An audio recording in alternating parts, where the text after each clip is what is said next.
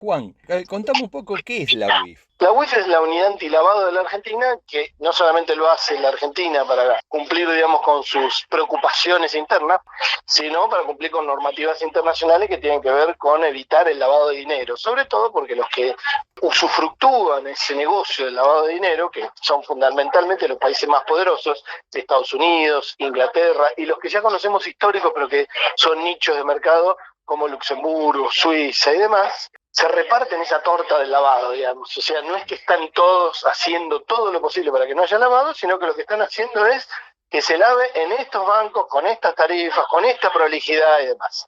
La UIF, supuestamente, en la Argentina, tiene que evitar eso, porque si no lo evita, esos otros países le piden que rinda cuentas, lo puede poner en una lista gris, como pasó incluso en su momento durante la gestión de Cristina.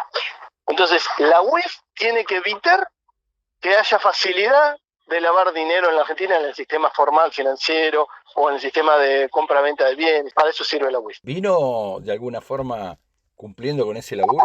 Yo creo que desde que existe, que es más o menos de los 90, hace de cuenta que hace eso, pero en realidad hace lo mismo que los demás países del mundo concentrados y que se dedican a lavar dinero, que es hacer de cuenta que controlo, pero en realidad mandan al frente a los que les convenga para hacer de cuenta que el sistema funciona, como el comisario que agarra, que vende marihuana en una esquina para decir estoy luchando con el narcotráfico, y deja a los gordos que hagan su negocio con los grandes bancos, sobre todo que son los grandes lavadores o las grandes constructoras, los grandes loteadores. Así que hace de cuenta bastante bien que hace su trabajo, pero yo diría que es una careteada. Cosa que hace además el organismo que organiza las UIF del mundo, que se llama Gafi. Obviamente, tener esa información, porque la UIF tiene información de un montón de organismos del Estado para hacer ese control, para ver en qué anda, digamos, todos los que hacen movimientos económicos. Tener esa información genera mucho poder. Entonces lo que han hecho últimamente el gobierno es recortarle un poquito el poder a la UIF para tener esa información en otros lugares.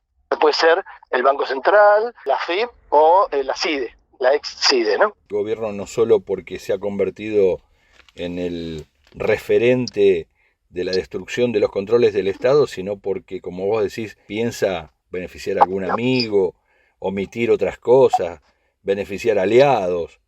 No, es mucho más profundo que eso. De hecho, durante la década de los 90, en un momento dado, estaba empezando a hacerse fuerte esta legislación antilavado y me consta, porque conocí a gente en el Banco Central que dijo que le presentaron a gente del círculo cercano a Menem el proyecto para realmente ir a fondo contra el lavado de dinero.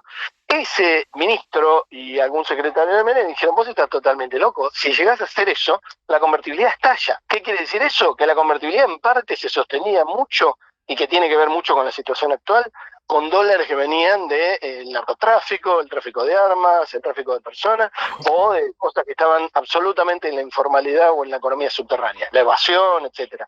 Entonces, si tenés un presidente que dice que tuvo el gusto de asesorar, no lo dice tan públicamente ahora, pero lo ha dicho, a la mafia, porque la mafia tiene código, claramente no tiene problema de que se lave dinero y mucho menos problema de que ese dinero alimente los dólares que permiten que tengamos un dólar artificialmente bajo.